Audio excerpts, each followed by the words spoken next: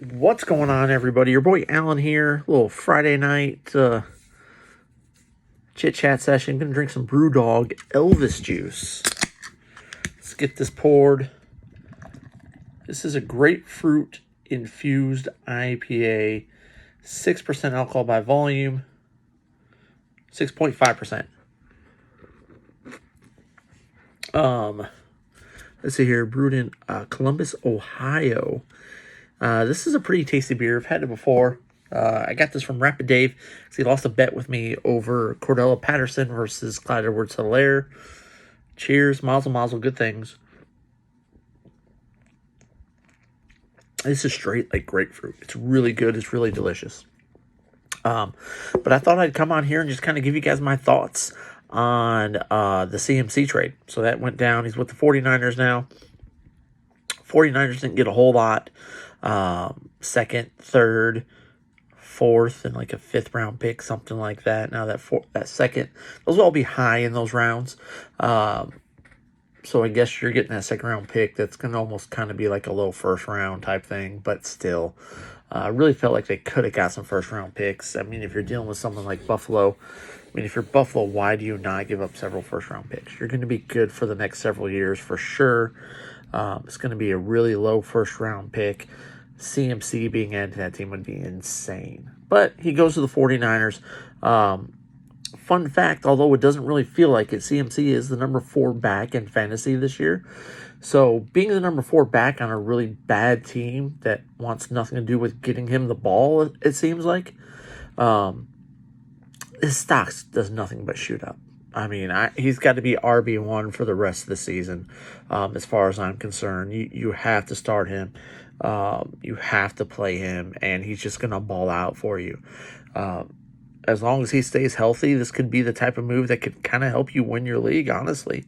While, yes, he was a number 4 back, but, I mean, his numbers weren't that great. They weren't jumping off the page. But now I could definitely see his numbers jumping off the page. You got a team like San Francisco that does what it can. It designs plays to get their playmakers the ball. Brandon Ayuk, Deebo Samuel. Now you add CMC into there. They're actually going to be passing him the ball. Panthers really weren't passing him the ball that much. So you're really going to see a renewed focus on it. You really are. So I'm looking for CMC just to continue just to dominate. Now, again, this is all depending on whether or not he can stay healthy. It's a great scheme there in San Francisco. They like to get their running back to the ball. They've got a great, no matter who they put back there, you're getting like 100 yards rushing. But now you're going to get that rushing plus that receiving. They're really going to focus on getting him the ball. Just look for big things from him. The other thing this does is Chuba Hubbard. If you're hurting for a back, he's definitely a guy to go out there and get. He's now the number 1 back there. He's shown in the past he can fulfill that role pretty good on a limited basis. Now we're going to see him as the number 1 back essentially for the rest of the season. He might be worth a pickup. Again, CMC was the number 4 back. Hubbard's going to slide in. Is he going to be the number 4 back? No, but if you got some injuries or some guys who just haven't performed this year, he could definitely step up and be a pretty good guy for you the rest of the year.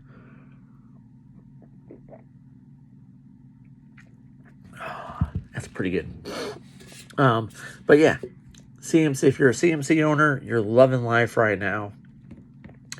If you're I don't understand why you would be a Baker fan, or holder, but it ain't going to help him any. Losing CMC or anyone else on that team. But Chuba Hubbard, he could actually he's definitely going to see an increase. He could slide in there, be a good RB2 for your team. Again, if you're dealing with some injuries, or you're dealing with guys that you drafted that just aren't performing, go and pick him up if you're hurting. If you're one of those guys who went with like the 0 RB strategy, so you really don't have anybody, go pick up Hubbard. I think he'll do all right for you. I think he's going to get you somewhere in the area of 10-plus points a game, which could really help you out because some of these backs haven't been putting up crap this year. If you're one of those guys rolling with someone over there in Denver, you went hard on like Melvin Gordon or any of those guys there. I hate to break it to you. You ain't get nothing out of them. I would definitely rather have Hubbard than I would Melvin Gordon right now, especially when Gordon gets benched for no reason this last week. So, I don't know. Those are just some of my thoughts on the trade. Really thought Carolina was going to get more. I know I've kind of talked about it with Rapid Dave, and I was like, dude, if I'm Buffalo, I'm going out there and I'm going to give you my next 2 first-round picks, because you're definitely going to be good for those next several years. And what, a low first-round pick? I mean, it could be the last pick in the first round, hypothetically, for the next 2 years. I could see the Bills winning the Super Bowl the next 2 years. That team is just that good. And when you add a really, really good running back to that team, I think that'd be scary to see what would happen. But they didn't get it done for whatever reason. I don't know what they were offering. There's rumors out there that there are probably like 3 or 4 good offers out there. This is the one they went with. All right. Cheers to you guys.